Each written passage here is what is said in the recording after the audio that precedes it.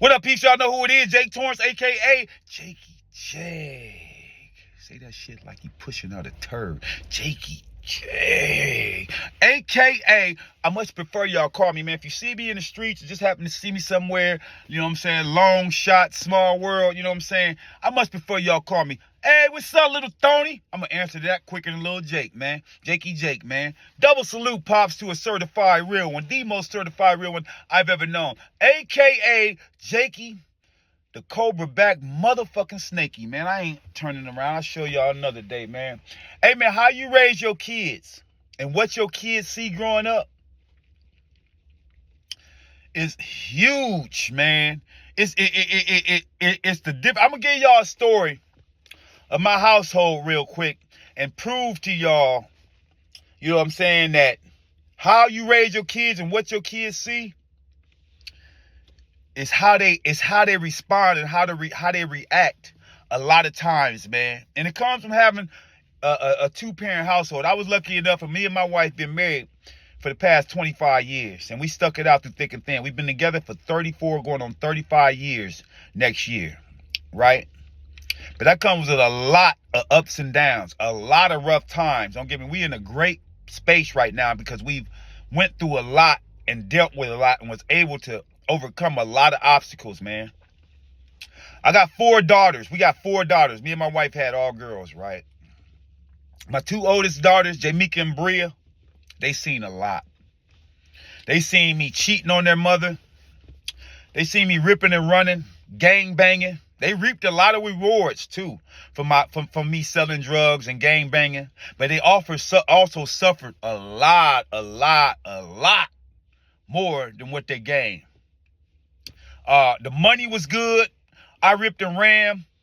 I had a 24/7 shop when I was younger, man. I was in the streets. Like, the shop never closed. I had a drugstore that motherfucker, anytime, if you had the right amount of money, anytime, any day, I would get up and come see you, or you can come by the house.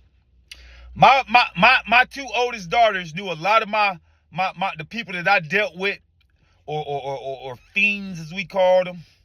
Back in the day, bops. They knew them on the first name basis. Never would I allow my kids to, because some people's parents take it drastic. I know parents that allow their kids to serve the drugs or see them serve the drugs. But my kids I can remember times when, hey, Dad, Tony's here. Some of my people, Cindy's here. They would give them money, give my little kids, hand them dollars and shit. You know what I'm saying? Some of the addicts that used to come over. They seen me cause a lot of harm to folks. They seen me go to the penitentiary 2 times and beat the penitentiary several other times, like case after case after case. Some I won, some I didn't. They seen a lot of negative shit, and like I said, the money was good, so their clothes was always nice. I was always kept up and provided for them. Nice clothes, nice shoes, nice outfit, hair done. Always got their hair done. My wife's too.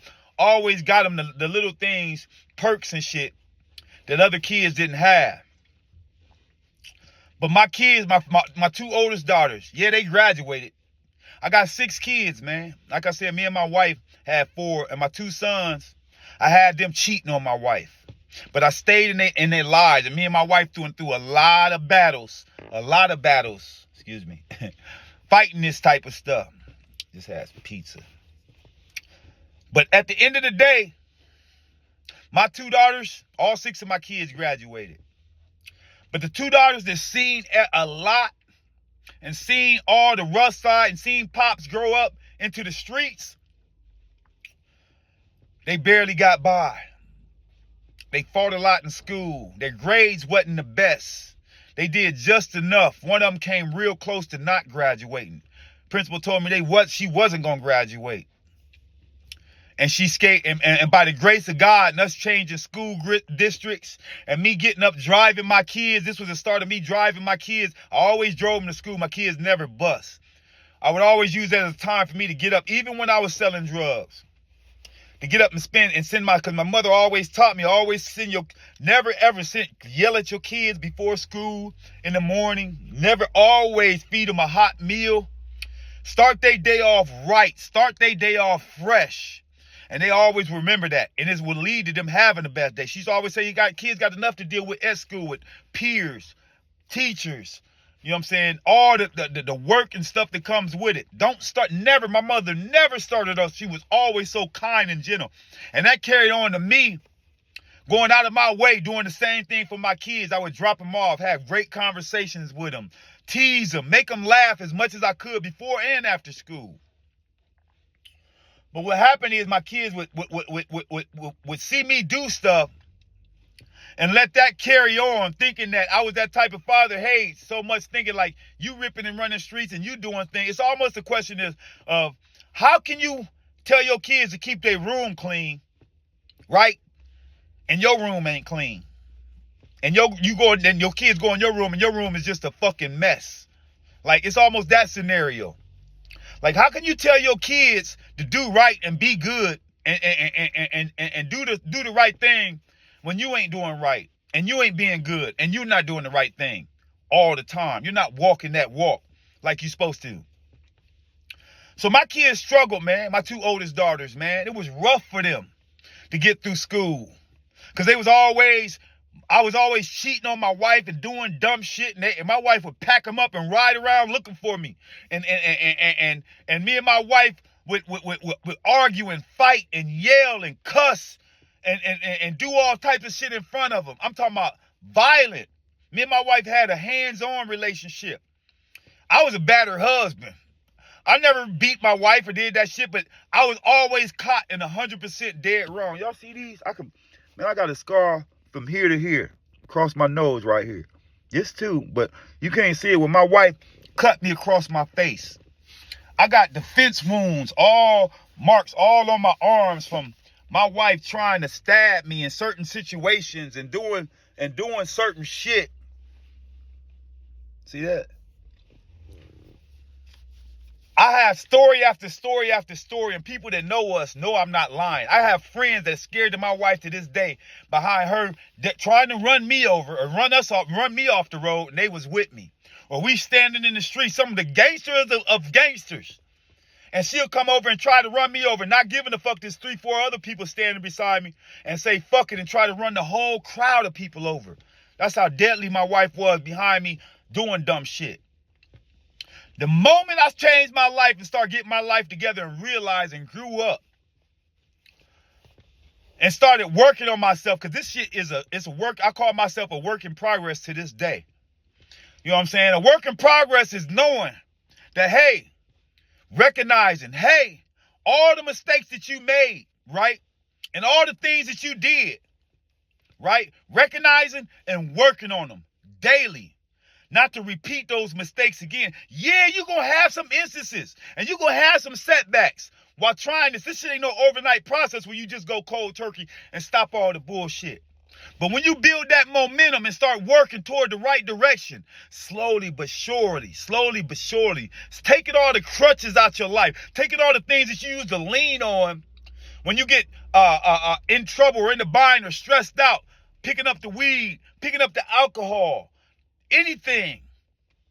Gambling. I had a bad gambling problem.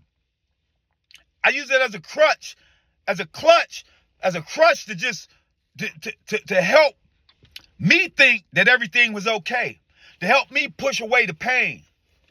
The moment I start motherfucking working on myself, it's about 2000 when I came home from the joint. The last time I left the joint in 2000, Ohio State. No, I left from Lancaster. Southeastern Correctional Facility, man. Y'all want to check all my records and documents. I gotta lie about shit, man. I don't get on here. I'm as transparent as with you people as I can, because I know people fact check. And I know people will motherfucking call you out and motherfucking exploit and expose your ass for getting on social media lying and talking about a life that you live that you never lived. I came home in 2007. I started working on myself. The thought crossed my mind, and yeah, I started back selling drugs and gang banging, but I was the worst type of dude. I would sell my own father. Little Tony, I'm Big Tony, I would sell him drugs. I would sell my family drugs. I would sell anybody, anything to get money in my pocket, bro. When I started analyzing and thinking about shit, man, and thinking about how wrong I was, and working on myself slowly but steady, and this is the hardest transition, one of the hardest transitions I ever had to do. was leaving the streets alone and entering into workforce. Because the street money is fast money, bro. You can get losses. You can do such a thing. You can spend and recoup the money so fast that it wasn't nothing. But I tell you what, the moment you start leaving the streets alone and you start working, bro, it was the first time in years I started working. I never forget, I was working at a place called Wayne Dalton. It was a 40-minute commute back and forth to work when I completely left the streets alone. I said, enough is enough, man. I told myself I wasn't going back. And one last thing. The lady is dead now. This will open my eyes. She could have told on me.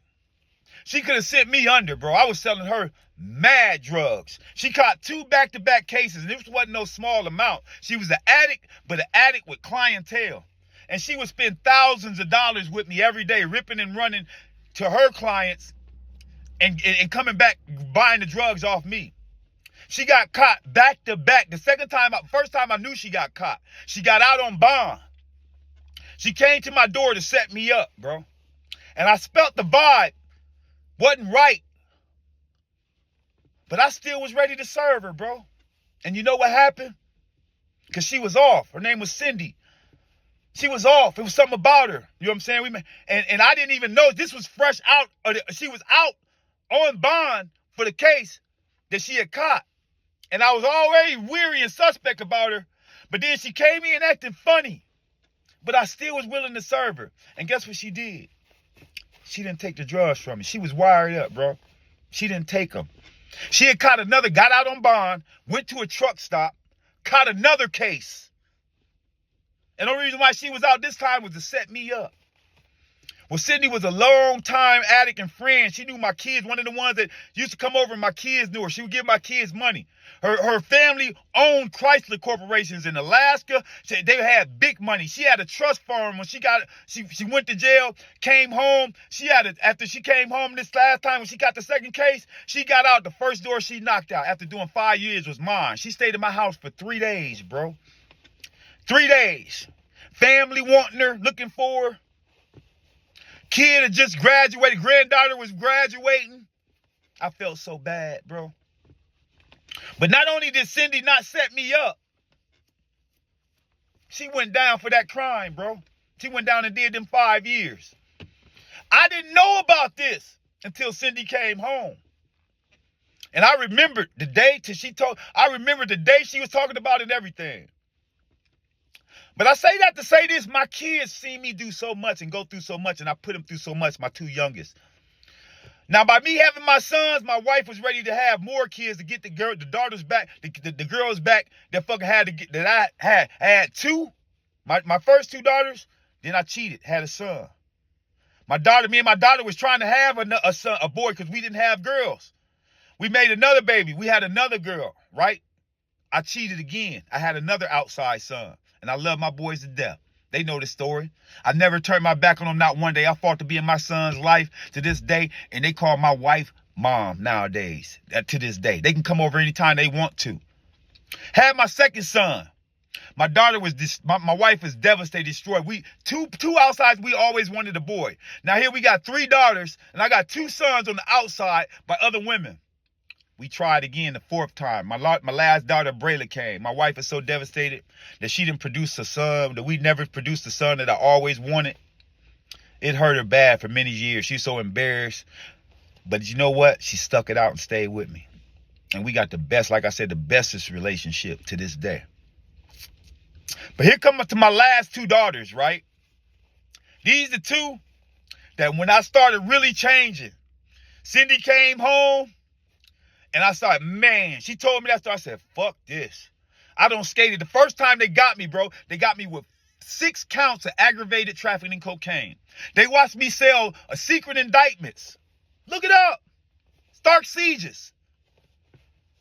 6 counts of aggravated trafficking cocaine. They waited a whole 1.5 years. Watched me sell drugs to a CI.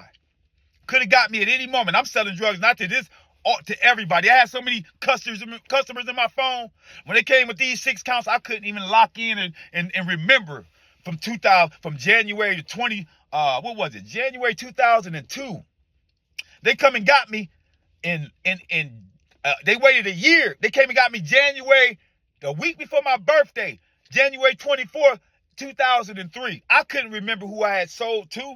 I didn't have a clue who this confidential informant was. I had dealt with so many people, right? So Cindy, I caught another case, gun case, drug case, went down. This would have been my third case, man. They would have sent me down, and I was serving her a bulk amount, bro. A lot of motherfucking drugs, right? Cindy could have caught me. When she told me that story, I had already started working. I was a work in progress. Mine was still in the game. I was what they call 1 foot in and 1 foot out.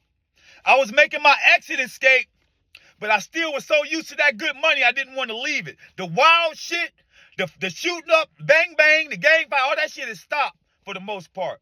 When my homies call and I'm the one ripping and running, defending them, right or wrong, all that shit has stopped. But the money, the fast money, I thought it was still cool to sell drugs, right? That opened my eyes when Cindy told me that story down in my basement. And then I kept her down there. She couldn't go see her granddaughter, her whole family texting her and paging her. She gave me her car. She had a trust fund. Cindy had almost $100,000 in her trust fund from sitting those 5 years that she couldn't touch, that her parents, that she got it every month, but she couldn't touch this while she was in jail. She gave me her car. She showed me her car. She would sit down there in my basement and do drugs for almost 4 days straight, man. I took her to I went to Walmart and bought her clean panties. I kept her, and she didn't want to go. I'm getting that money. I bought her t-shirts, panties, everything, so she could wash up and not just sit down like a drug addict, but sit down there and keep herself clean and together. But she could left at her own will, but she stayed down there. That last day when she told me how many times her family was calling her and she had missed her granddaughter's graduation, bro, I felt like shit. And I said, it's time. When I start having feelings like that and remorse, I said, it's time to exit this game, because this ain't no game whatsoever. This street game, and I seen the way the streets was evolving with the snitching and the undercutting and no more loyalty.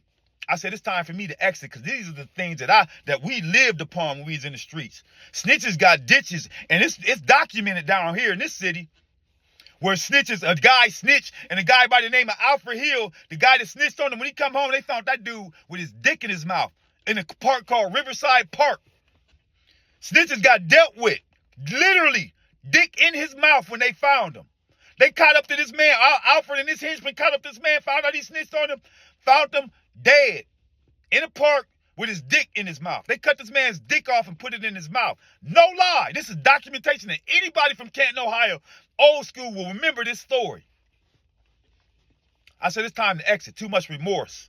So now I always had a job like here and there, because my mother and father was working people, and I would always try to impress them or keep them happy, because I seen the disappointment that they had for me, because I was better raised in this than to be in the streets ripping and running and doing the shit that I was doing. I still did it. So when I started having remorse and shit like that, I said, it's time for me to exit this motherfucker, because somebody gonna tear my ass up having remorse and feelings and being a nice drug dealer. That shit ain't working. Bro, I got a job. I left the game for sure. I remember at Wayne Dalton, I had a 40-minute commute, bro. I had it for the first time since I was a teenager, bro. I fell short. It was week to week. We got paid every week, every 2 weeks. And I'm so used to spending money and going through money and getting it right back in the streets. Bro, I overspent my check. I had to, for the first time since I was a teen, I had to borrow $40 from my mama. I'm in my 30s, bro. I couldn't believe it. I'm devastated. You know what I'm saying? I think back now, I'd rather borrow that $40 from my mama than go back in the streets and catch a case or get that itch back from selling. And next thing you know, I'm back in the streets again. I had to borrow $40 from mom. It was the worst and the best feeling in the world. The worst feeling because I had to ask my mother for something after I had never asked for it again once I turned grown. The best feeling is that I had the sense to do it and not go back, right? My kids start seeing me evolve. My oldest daughters, they graduated barely. But my younger daughters, from not seeing me and my wife start meshing together, all my sons, we started accepting my sons. She started accepting my sons. You know what I'm saying? She was starting to, I used to have to sneak and see my sons, take them to my brother's house, their uncles, just to see them. My wife couldn't stand my son so bad. After she started, the second time I come home and everything started working, all the arguing stopped. No more gang banging. No more rated to the death of me. None of that shit. Every now and then, a work in progress. It's not repeating those same shit. Every now and then, we would have little hiccups and shit, but nowhere near. No physical. Just loud first, verbal. Every now and then. The wordplay wasn't as harsh and that type of shit. And this was a direct impact on my daughters, my two youngest daughters. So now to this day, I say that to say this. After years, I'm 51 now. My youngest daughter, our youngest daughter is in 11th grade. My last two daughters, my first two daughters that struggled and barely made it. My daughter, JC, my third daughter, she just graduated. She graduated college, University of Northwestern Ohio, with honors, right? Went back to nursing school. Just finished, got her nursing degree, LPN, last week, right? Going back for RN. Going right back to college for RN, right? My youngest daughter sends me her report card today.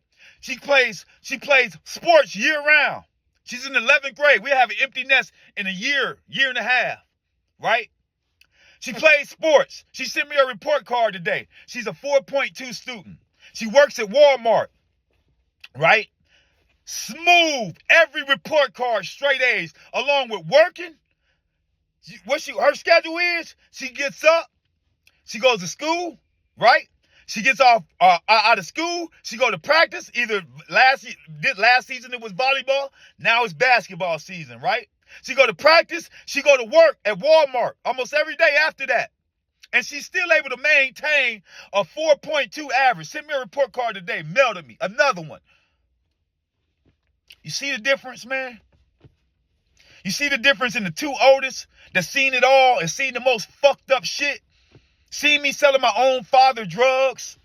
See me selling my own family drugs. See me jumping out the car, cussing people out, beating people down. See me coming home at night, sometimes sweating and fucking, because I don't just came from a motherfucker with the homies and we just don't bust a move. Waited in the bushes for somebody, a op, and probably let some shit off on them or did some shit to them. And I'm nervous about catching the motherfucking case. They seen it all everything. See me stabbed 9 times. See me all, right? You see the difference? My last two didn't see none of that. Seeing good vibes, seeing pops getting up, going to work, setting an example. Always was a good, kind parent to my kids, like I said. But I was walking that walk instead of talking that talk, man.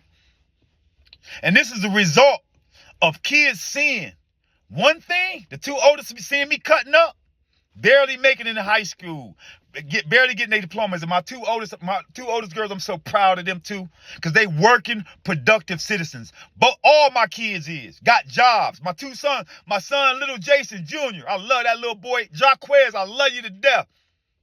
Jason about to graduate from 1 month away from graduating from barber school. Thriving. Almost a 4.0 student his whole time. Jaquez struggled like Pops. Jaquez is in the game. He doing the same shit Pops did. But he got his diploma. He got in a little trouble. He come home from doing 5 years, probably a year ago. Ripping and running the streets. Ja don't grew up so much. And Ja doing so good. And I'm so proud of my boy. But I say that to say this, man. What your kids see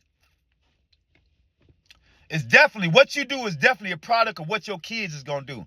And I know it's a whole bunch of parents out there to raise their kids, and this kid's doing shit that they wasn't raised to be doing. It's a whole bunch of upset and disappointed parents because they know that they walking that walk, but their kids ain't doing the same, doing the opposite because of peer pressure and certain things in the world today.